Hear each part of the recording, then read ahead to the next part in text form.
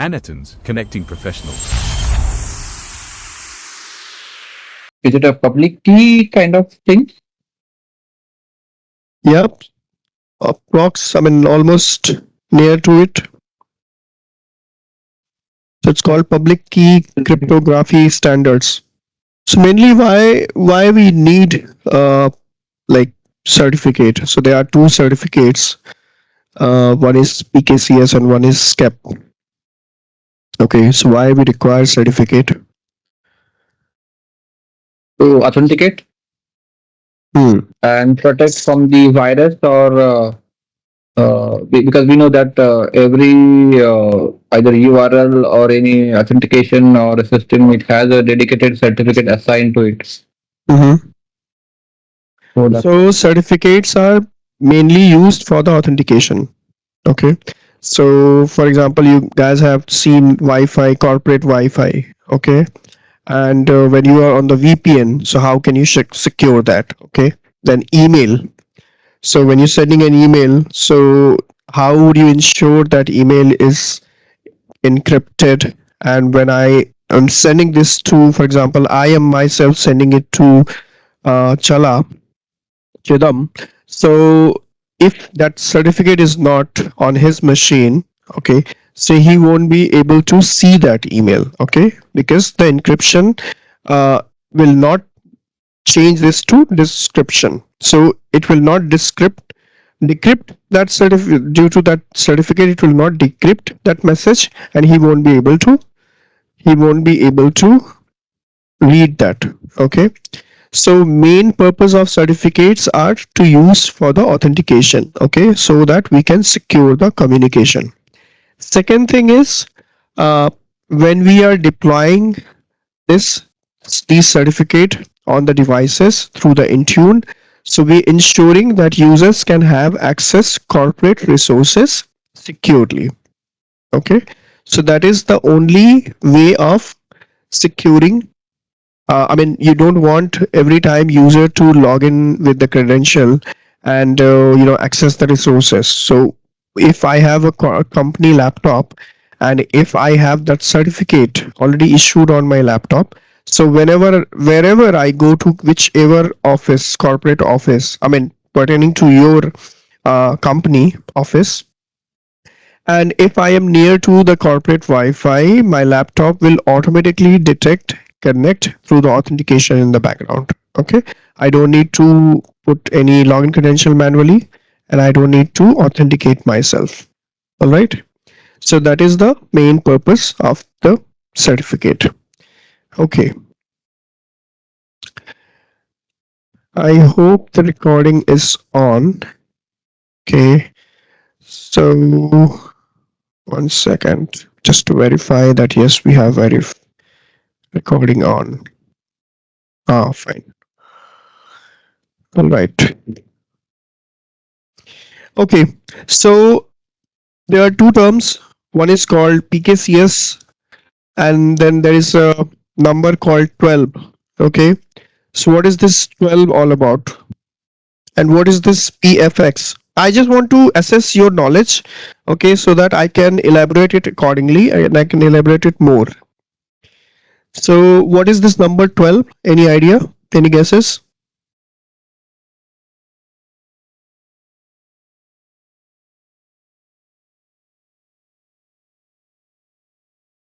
Is it the version?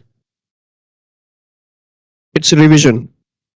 Revision in sense there are multiple revisions associated with the number have a different set of actions or set of modes given for that.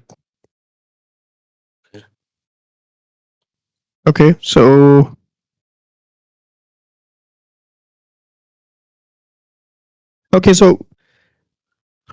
let me give you the differentiation. It should be a file format, maybe. Thanks for joining, Vimla. Okay. Yeah, hi. So, okay, so PFX is called Personal Information Exchange. Okay. Let me see if my yes. So PFX is called personal information exchange. Okay, so the extension for this file format is .pfx. Okay, and the standard one, which is based on PKCS 12. Okay, so PKCS, let me tell you what is the versioning as we talked about it.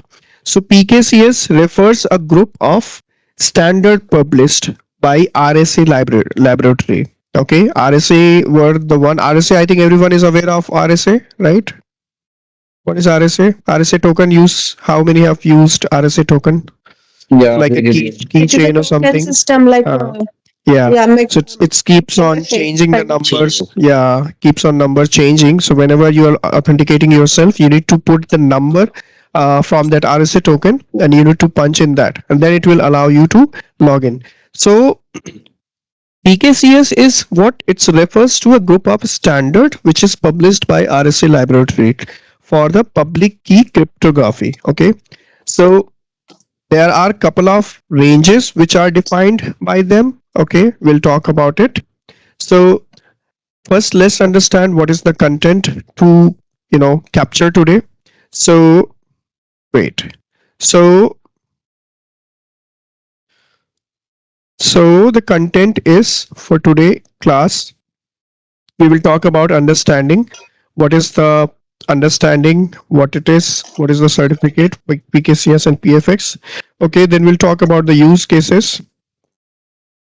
Then we'll understand the infrastructure differentiation in between both. Okay, then we will understand the end-to-end flow. How does this work? So I'm not talking SCEP here in this part. I'll take it tomorrow possibly.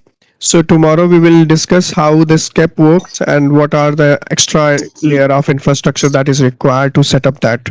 Okay, PKCS is very straightforward, does not require much complex infrastructure to cater the certificates.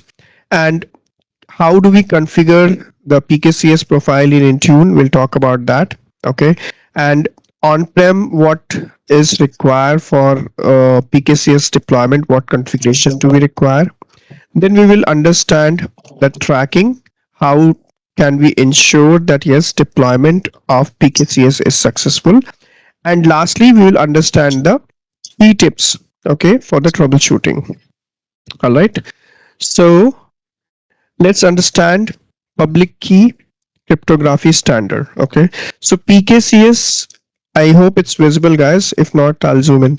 So PKCS refers to group of standards, as I talked, okay, which is published by RSA laboratory, okay, which is mainly given to secure the communication in between devices and the user, okay, over the network. So you are, wherever you are, whichever network are you connected, if you having that certificate, you will be authenticated and you will be provisioned access to the company network. So this, when I say standard, so this covers key generation. So it automatically generates key.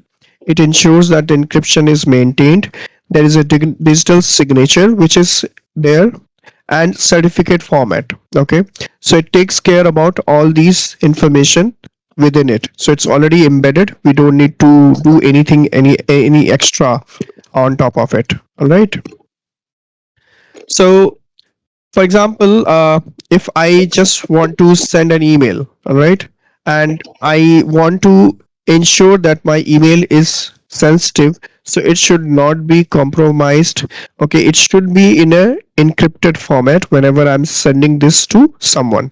So using these certificates, this email will be in encrypted format, and when it's received to the recipient, and if the recipient is already having the similar certificate from the company issued from the authority, okay, certificate authority, he will have access to that email. Okay, otherwise this email will not be accessible and it will be in a encrypted format. Okay, what if I want to use a VPN? Okay, so VPN is, everyone I think aware of it. It's a virtual private network, and if this private network somehow gets decrypted by XYZ outside of the company world, your company network or environment, then that can be a data leak issue. Okay, so that's why we require a certificate here as well. Then we require a certificate for Wi-Fi. So Wi-Fi is somehow when you are at office network, you are required to connect to a Wi-Fi. You cannot use your personal network or personal Wi-Fi. Henceforth, on the company laptop, it is paramount to keep the safety and security maintained. That's why these certificates helps you to ascertain that yes, your Wi-Fi is connecting to the right device. Okay, it's not like the access is given to any other device which is not part of the organization. Okay, then your user authentication. So user authentication is also be verified through the certificate. If there is any sort of glitch in the UPN, maybe user principal name or any other format, okay, then it does not allow the device. Maybe it will mark it as a non-compliant. Okay, and for the server authentication also you require a certificate. Okay, so I think every now and then we are using these methods to connect to office network, related to resources, and we are getting authenticated to like SSO or something, where we require to manage the password. Every time you need to either set a pin for that, or you need to put the password to ensure that you have right access to the company resources. Okay, so these mails, if you say like SMIME something which is very secure and encrypted, okay, which does not allow you without having access to it, you won't be able to see any sort of email. Okay, so that is why this is required. And VPN authentication, why it is needed? Because it helps you to safeguard your network, as we talked about it. Okay, and Wi-Fi authentication, without Wi-Fi authentication, certificate based authentication, Wi-Fi network will not be given access to. Okay, so this will help you to replace the manual username and password entry. Okay, and when you talk about user authentication, it helps users to improve the identity and security. All right, so that was the certificate. That is why the certificate is used and needed, you know, very much in the corporate environment.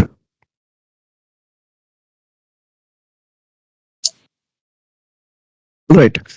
Sorry guys, my health is not good here, but uh, all right. So what are the differences? Just wanted to cover in here. So difference wise, if you see, PKCS is more lightweight. Okay, I'll just zoom in. So uh, you guys can see this. Okay, so is it fine, or should I zoom like this? It's okay, right? So PKCS does not require any extra layer of infrastructure. It is very simple. It is straightforward, where it connects directly to Intune service, okay, and talks and takes care about all those certificate issues. Okay, and here in SCEP, okay, it is, there is a caveat which is called private key. Okay, so private key always stays on device. Okay, it never leaves it device. So if you have a device, okay, there is a private key which will always there on the device. Okay, until like you do an enrollment or you do a formatting or anything like that. Then here in PKCS, so though it is very simple, please go on mute if you're not speaking. So PKCS is very much, simpler, where it does not require any NDES, okay, server, where you do not have requirement of any trusted profile. Okay, there is no app proxy. Okay, we'll talk on these when we will discuss about the SCEP. Okay, so here you does not require any sort of public endpoint or no IIS. Okay, so it's very plain, it's really lightweighted. Okay, in comparison to SCEP, Okay, it is very much easier to set up. Okay, here if you go to SCEP, if you are setting up SCEP, okay, though I am not setting up anything for SCEP today because it's in the next nugget, but we'll just try to keep this in here. So it needs server role. Okay, so we require to enable a server role called NDES, okay, for this step. And in this plugin the IAS will automatically install. Okay, we'll talk. I'm not, just don't want to confuse you guys here. In PKCS, okay, there is only one certificate which travels over on the several devices, which is owned by a same person. Okay, here you don't have any command or you don't have any visibility. For example, if any one device gets compromised, okay, um, you don't have any way of revoking the certificate for only one device, okay, which gets quite cumbersome.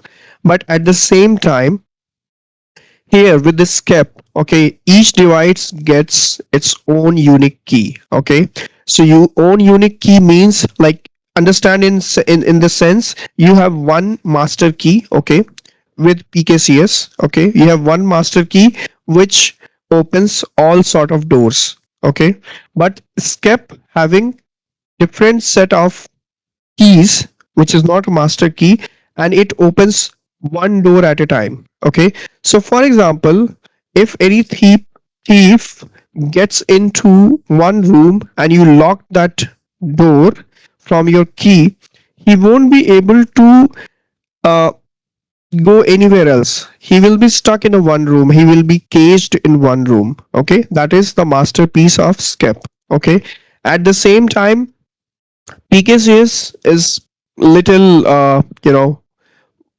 less secure, I would say, than SCEP, where one master key runs all the doors, and if anyone gets that key, he might penetrate and do multiple things with the security. Okay, so this is what it mentions, like this makes it possible to revoke the certificate for just one device. So if there is any device which gets compromised, you can immediately revoke the certificate from that device, and then that device won't be have access to any corporate data.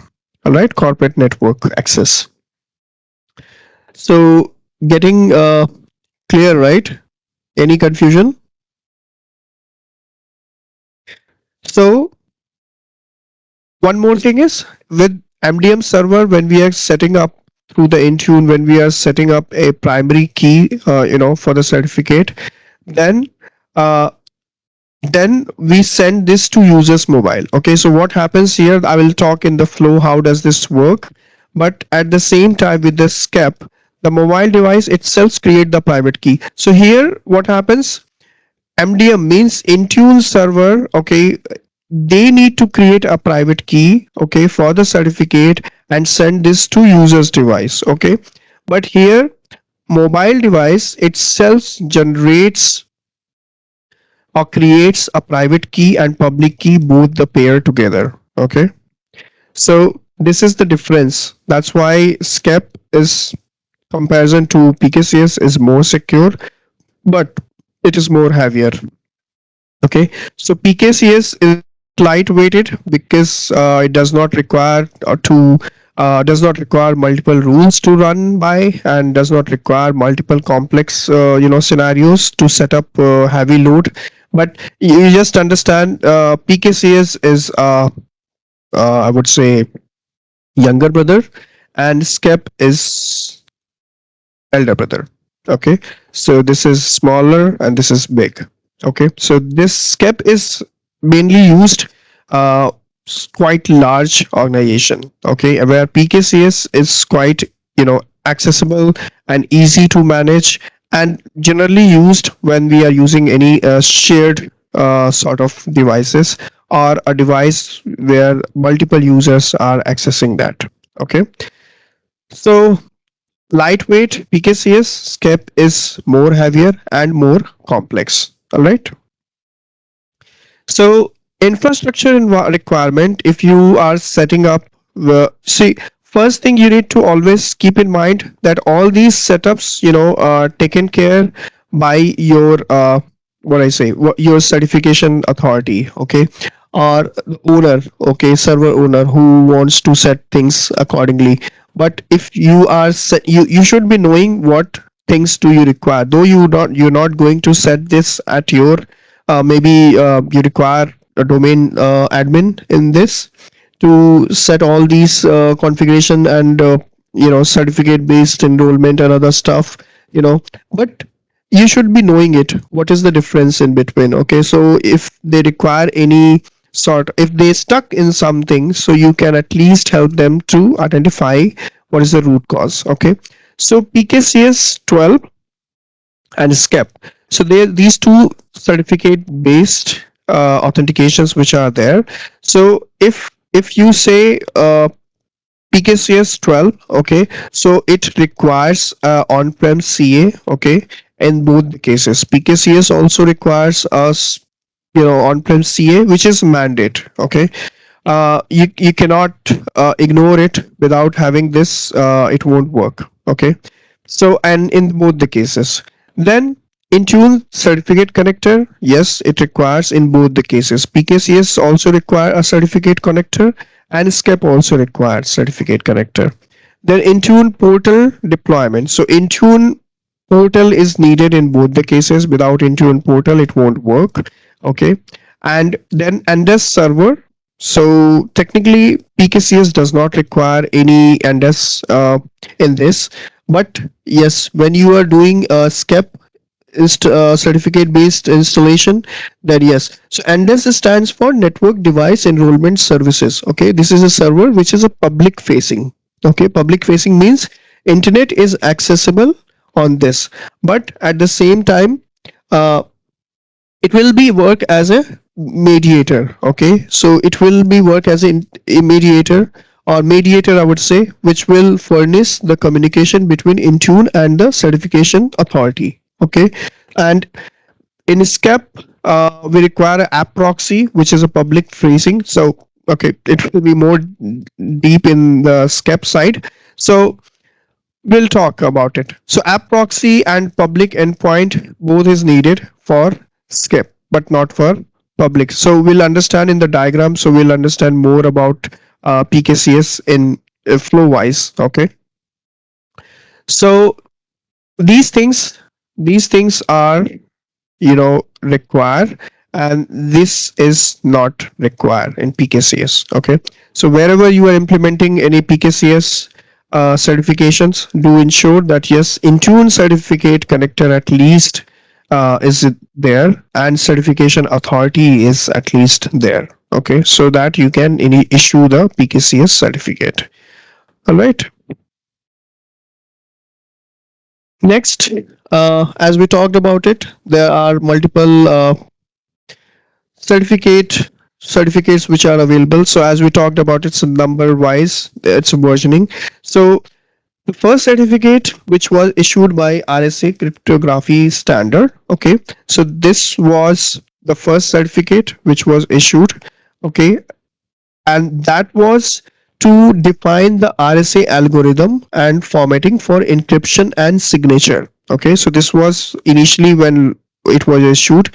The intent was more of to safeguard or encrypt the signatures. Okay, then PKCS 7, that was that standard was issued. So this was more of message syntax related, SMIME or email sort of things. So this was used for digital signatures and encryption of messages based on your SMIME, or like you using your Outlook or native client, anything. So when you're sending an email, so this PKCS cert was intent to decrypt to encrypt and decrypt your messages, email messages. Okay, electronic mail.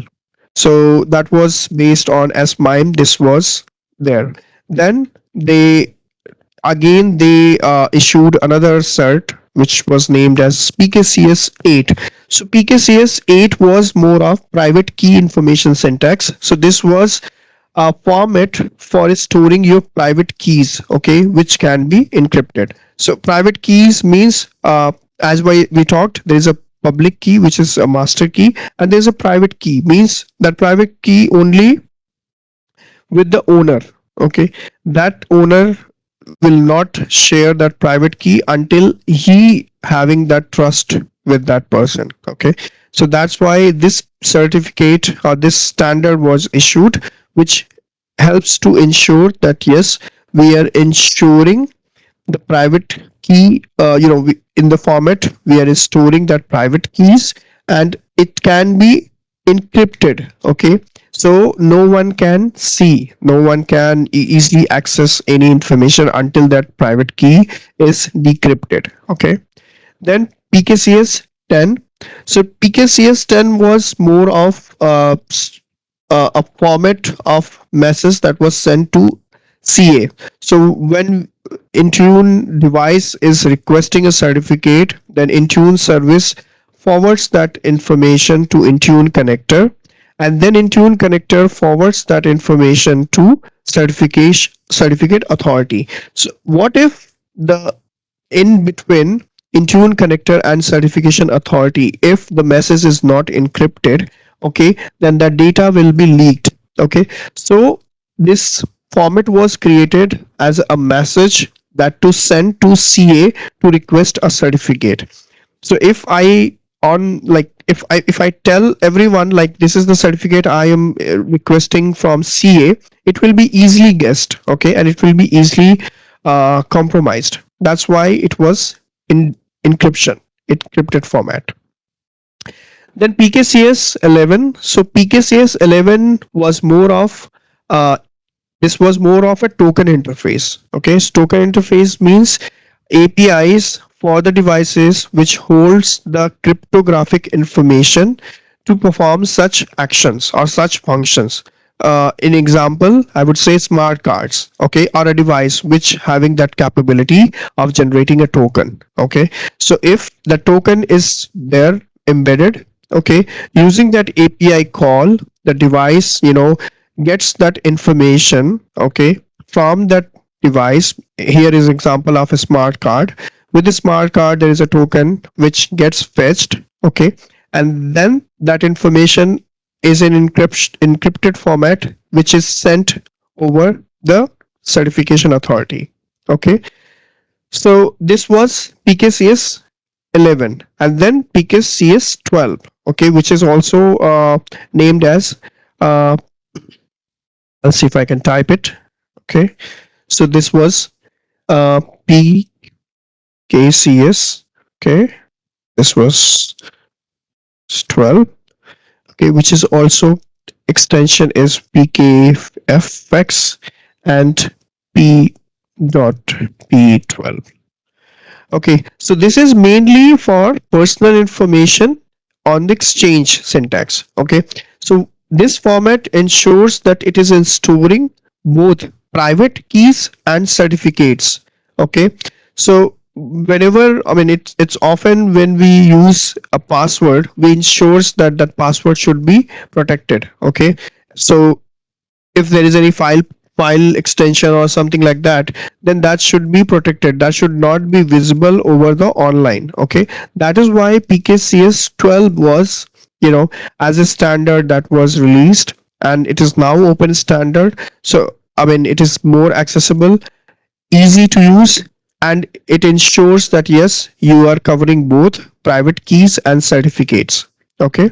That is why we are using, our corporates are using it mainly, okay. So this is a flow, just wanted to give you the idea how does this work. So this right hand side, if you notice, okay, this is intranet. So what is intranet?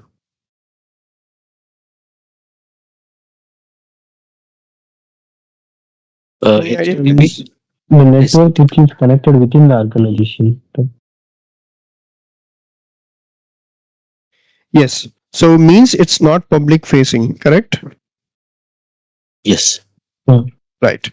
Okay.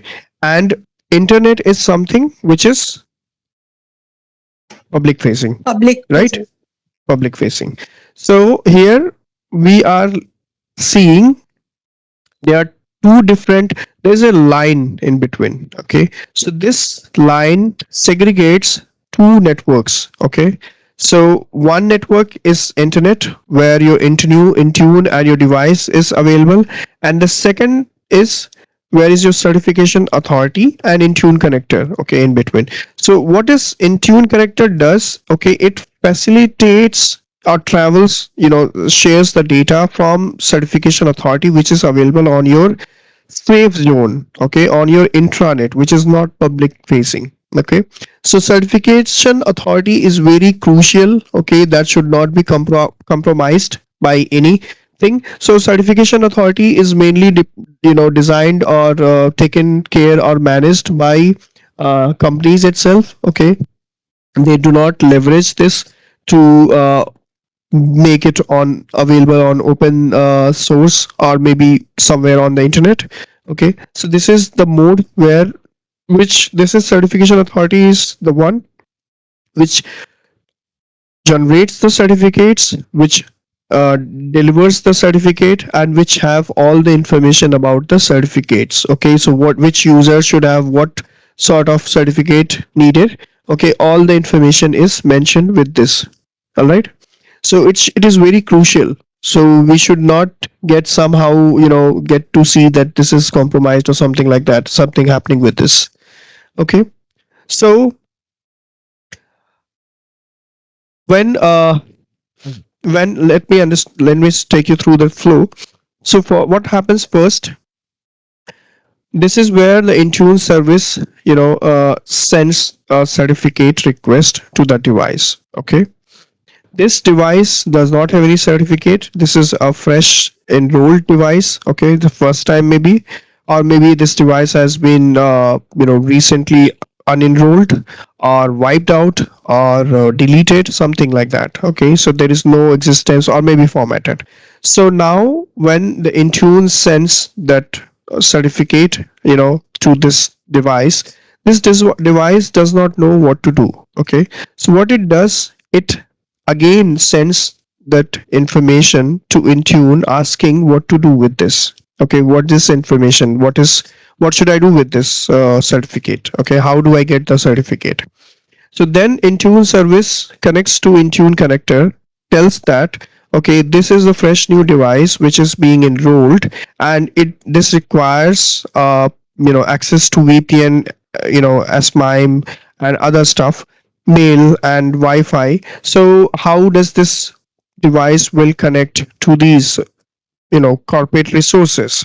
So Intune connectors, though it is mediator, okay, it is available offline and online both. So what it does, it is in the mid of it, it takes that request from Intune, okay, and then it forwards this request to certification authority. Okay, asking to certification authority, tell me if there is any certificate you can issue for this particular device with this VPN, with this UPN name, and other information. We'll talk about it. Okay, so then certification authority checks and verifies. So here is checks happens here at the first time. Intune checks, okay, whether that device having a compliant status. Okay, device having the SSO and everything all looks fine. Okay, then it sends to Intune connector. Intune connector also checks that information, whether that user principal name, certification authority details, okay, validity is there or not, all sort of parameters will be checked. Then it forwards to certification authority. Now Intune has forwarded that information taken by Intune, and Intune has taken the information from the device. When Intune connector sends this information, certification authority is knowing like, okay, now like Vimla has new device, she is just checking in, and I know she is a company employee, she does have a username and password, she has already logged in, her device is compliant. Okay, fine, I can issue a certificate for her. Okay, then what happens, certification authority issues a certificate. Okay, and then it sends to Intune connector. Okay, In this, Intune connector sends this information to Intune service. Okay, tells that yes, information is okay. Certification authority has issued a certificate. Now you can use this certificate and you can forward this to the device. Okay. Now Intune already sends this information and then device confirms it back stating that yes, I got the certificate and I am, go on mute please. I am now on compliant. Okay, I got the certificate. So these information is checked by Intune connector and certification authority every time. Okay, so this checks whether the username is there or not. Okay, what is the name of the CA server? Okay, accordingly this routes to that particular CA server. Okay, what is the friendly name of the CA server? Okay, what is the name of the template which is being asked by that device? Okay, what is the expiration of the template and validity of the template? So all these information are like, it's like a blank form. Okay, it is like device, whatever device knows, that fills the information and sends this to Intune, and then Intune sends to Intune connector. Intune connector verifies and then it sends to certification authority. Now certification authority, checks all these information and then gives a go ahead. So like username is correct, fine. Then CA server name, which is taken care by Intune connector. Then friendly server name is taken care by Intune connector. Then name of the template is taken care by Intune connector. Expiration of template is issued by certification authority, and validity of the template. So these information is set when we are setting this CA server. Okay, so in CA authority, when we are generating template, when we are setting a template, okay, we ensures that we are keeping all these information, what would be the expiry of the template and what is the validity of the templates, all these information we put. So then CA sends this information as a certificate wise and sends it over to Intune connector. Intune connector sends to Intune, Intune sends to device, and then this device goes into golden, like it's all compliant. Okay, it's working fine. Okay, so this is the flow, this is how it works. Okay, any confusion with this flow? Any confusion, any doubt?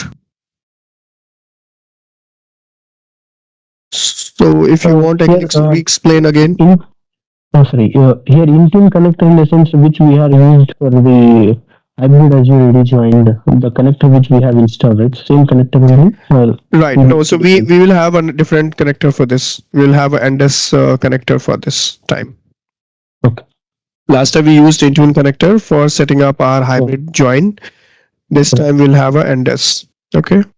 So NDES connector will be installed on the domain on the gateway server, which will run as a certification authority, and then that will issue all those templates as a certificate templates to the devices. Okay. Okay. So yeah, so I have this more into explanation mode. So first, what happened as an admin, you setting up a PKCS profile. Okay, so means you are setting up a profile and you are assigning that certificate in the Intune. Okay, then profile reaches to the device, means this time this is where you have set the profile, then device is reaching to Intune, sending this information device to the device. Okay, then that profile reaching out to the device. Okay, so your device does not know, okay, what to do with this information, what to do with this profile. Okay, whatever profile we have created, it does not know what to do. So device, what happens, what device do, device connects to Intune asking for the help. Okay, like tell me what to do next, I have no idea about it. So Intune works as a middleman here. Okay, and it talks to the Intune connector. So Intune connects to on-prem Intune connector. Okay, it tells that okay, we got a profile. Okay, and this is what the information is requested from the device. So can I have a certificate on behalf of that device? Okay, so then connector sends the information. Intune connector, which I talked about, Intune connector sends that information to certification authority. Okay, so this certification authority, where you have included all sort of configuration details, which we just talked about it. Okay, your server name, your server friendly name, your expiration date of the template, your validity of the template, what is the username, and all those information. So it checks and then it redirects. Then CA, what does CA? Issues a certificate stating that, okay, I got the template, and on behalf of this template, this device should have this certificate, and I'm issuing it. So CA issues that certificate. Then connector, what connector does? Connector uploads that certificate to the Intune. So there is a blob format. Okay, in that blob, okay, in that blob, connector uploads that certificate in the Intune. Okay, once that Intune receives that certificate, then Intune pushes that certificate to that device. Okay, then pushes means it delivers that certificate to that device. Then device gets that certificate, installs, and notifies to Intune that yes, I got the certificate and I am good to go. Okay, so this is what the flow which we just discussed. Okay, this is just explanation. Always remember, this Intune connector and certification authority both are on intranet. Okay, and Intune and device is always on internet. So why we are setting up all these? Because this device is not the domain joined device. Okay, so that is why this device requires Intune to help them or to get the certificate directly. Okay, that is why all these setup goes. So either you just take a picture, or maybe you can simply, I'll share this in the notes itself, so we will have all those information. You will have a more clarity on it. Okay, clear? So this was the flow. Okay, then let's talk about the deployment. How does this work? So deployment, in sense where we are more focused on setting up a profile and sending this to the Intune. Okay, like through Intune, how would you ensure that yes, device is there? So Intune, when we are setting up a certification authority, okay, you require a FQDN. FQDN is your fully qualified domain name, okay, of that CA server. So I'll see which, I'll just create a CA server and I'll give the name. Okay, then second thing, what is required? Your template name. So whatever template, whatever certificate you are choosing, you need to give a name for that. Okay, so that name will be used to issue the certificate. So CA will identify, okay, this is the name of the certificate, and this certificate I should be issued to all the devices. Okay, then friendly name of the CA. So this user friendly label of for the CA, it is usually to identify for the easier identification, I would say. Okay, for example, if I say my home address is something like some numeric number or something like that, it's very complex. Okay, so you won't be able to remember.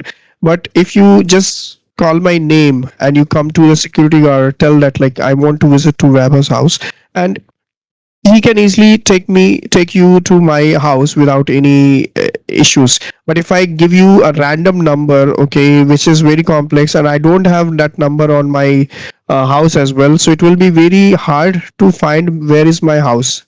Okay, so that is what the friendly name helps you in this. Then certificate, what it what attributes are there with the certificate? So each certificate having a subject name, okay, then subject alternative name, okay, there is a validity, like how long the certificate will be valid, and renewal period, like when after, like usually it's 1 year, After 1 year, this certificate will be expired and we need to reissue another certificate. Okay, so that is what it is. And Android devices, if you are setting up Android devices, so always ensure it requires a trusted certificate profile which needs to be linked to your PKCS profile. Okay, so Android, there is a like challenge. Android devices does not know until there is a trusted certificate profile is associated. Okay, they do not know which certificate is this. They cannot trust on that certificate. Okay, whatever CA is providing a certificate, without having the trust, the device does not ensures that should I take this certificate or not. Okay, from that certification authority. That's why we require a trusted certificate profile which to be linked from PKCS profile. We'll talk about it in the demo session, and this is primarily for your Android device setup if you're doing it. Okay, then for Windows devices, so if for example, when we are choosing Windows, so there are two certificates in the certification store. One is for user, one is for computer. Okay, so it depends upon which certificate would you like to use. Mainly like if you're using user based certificate, so user means like there is a username, password, and other information is required. And when you're using computer, then there is a client authentication is required and there is a server authentication is required. So two major things is required. So we will be implementing here computer certificate and we will see how does this work. Okay, so this is your deployment of PKCS profile. All right, so okay, so what step would you should we take to ensure that to start with? Okay, one more thing just to add up here. One more thing just to add here.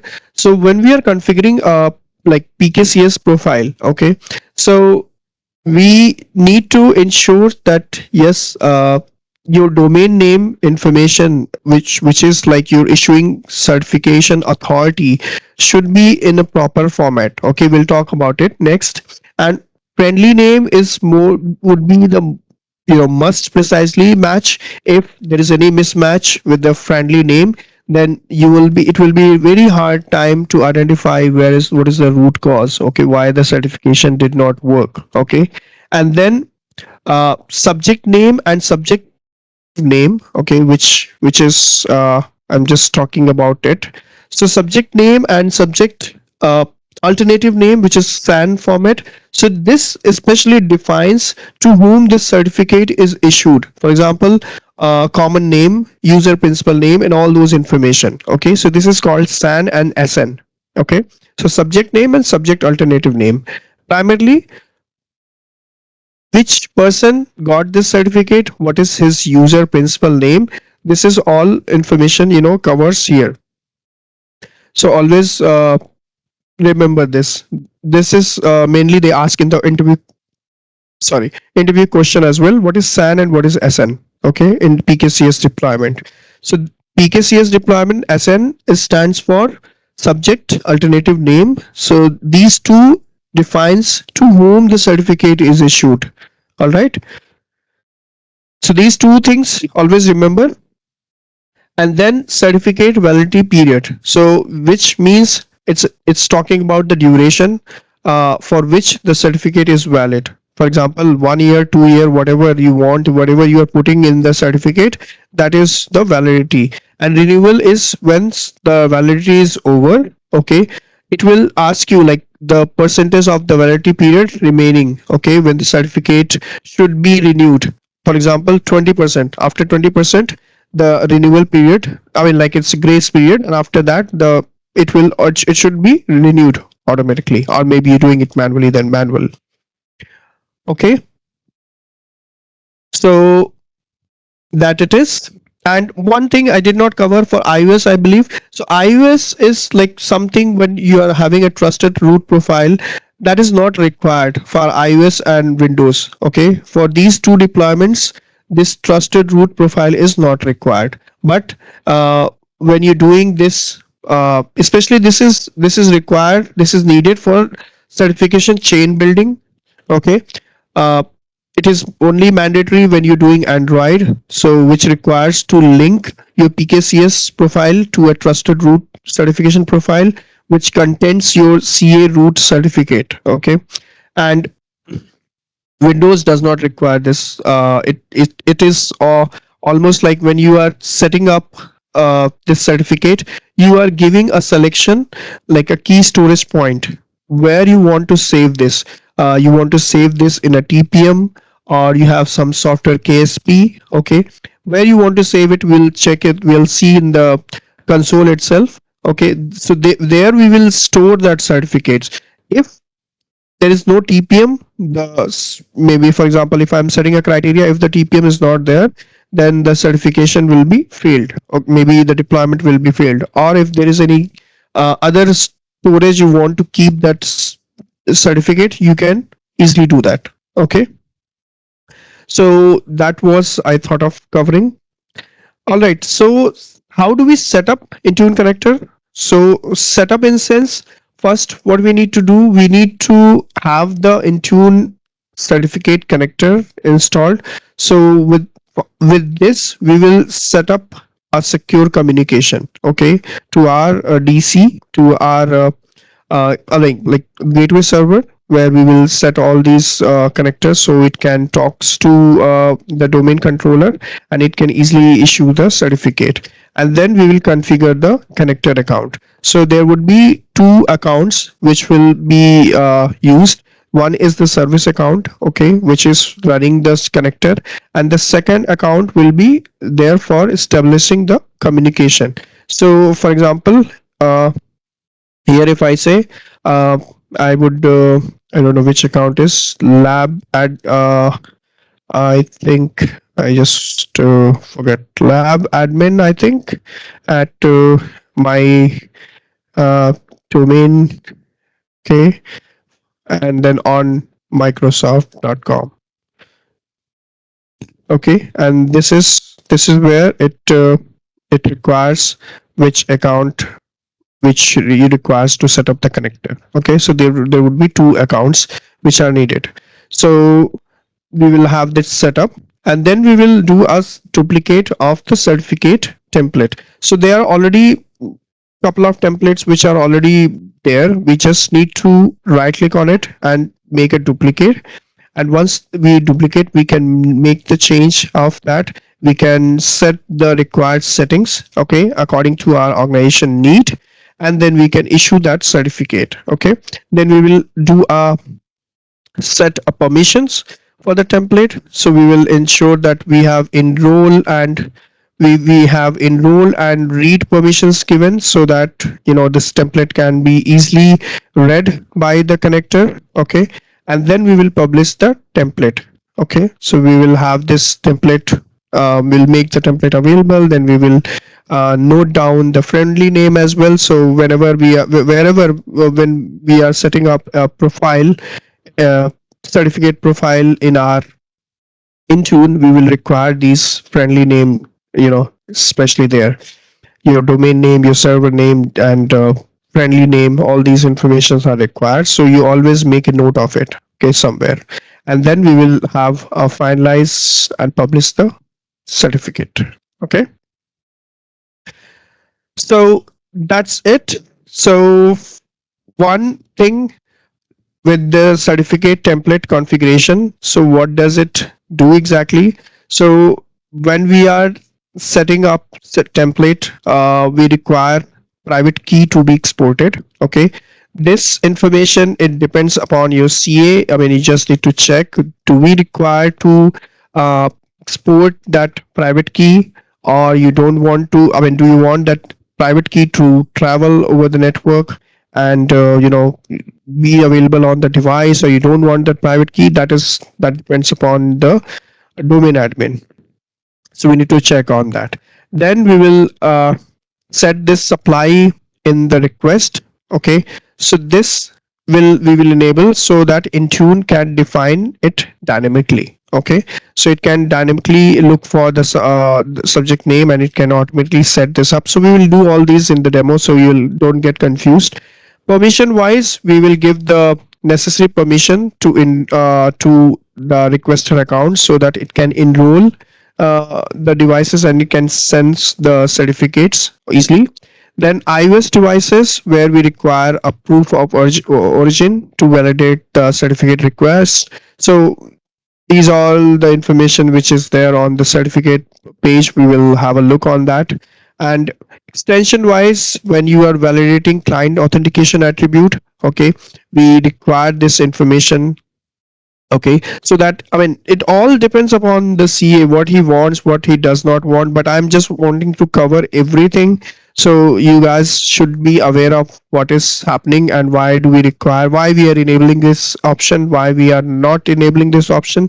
You should be aware of it. Okay, then template type. So there are two type of templates. One is user template and there is a computer template. So user template is mainly tied with your user identity. Okay, if the user identifies with the correct login credential, he will be issued that certificate. And computer template is something when the device is being identified, then this certificate will be easily allowed. Okay, so enabling allow private key to be exported, which is under the request handling tab. Okay, so this one is under request handling tab. I'll show you that. Then client authentication, which is available in the extensions tab. Okay, so we will, this is I'm talking about this one. This is under the extension tab, where we ensures that yes, client authentication and server authentication, both the options are available. And then we will duplicate the user template for iOS devices especially, and we will uncheck the signature of proof. So I'll do like computer account, not necessarily not user account. So we'll have a look and we will do the demonstration. Okay, so sorry, I just tapped it double.